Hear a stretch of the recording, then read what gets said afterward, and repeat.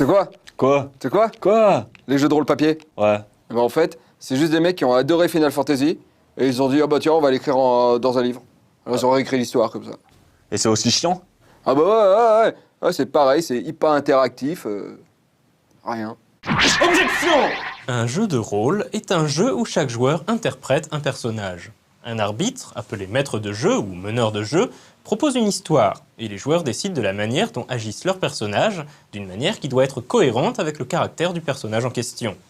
On décide du succès ou de l'échec de l'action en suivant un système de règles et le plus souvent en lançant des dés. Le jeu de rôle est né en combinant deux choses. D'un côté, la tradition du théâtre improvisé et les jeux qui en découlèrent.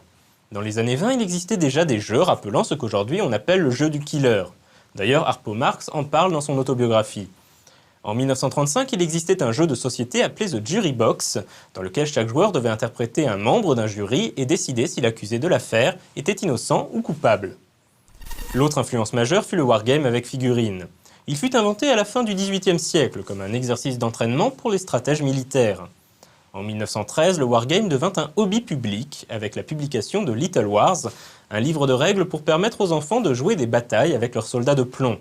Little Wars avait été écrit par nul autre que le romancier H.G. Wells, auteur de La Guerre des mondes et de La machine à explorer le temps.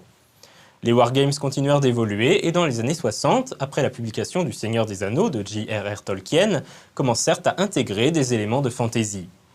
Le tournant s'effectua au début des années 70 avec 3 personnes. La première de ces personnes était Dave Wesley, qui organisa des parties de ce qu'on appellerait aujourd'hui un jeu de rôle grandeur nature, où chaque joueur interprétait un personnage dans un contexte napoléonien. L'idée inspira Dave Arneson, qui imagina alors d'appliquer le même concept à son propre univers de fantasy, Blackmore. Enfin, Arneson rencontra un certain Gary Gygax, qui avait co-créé un wargame nommé Chainmail.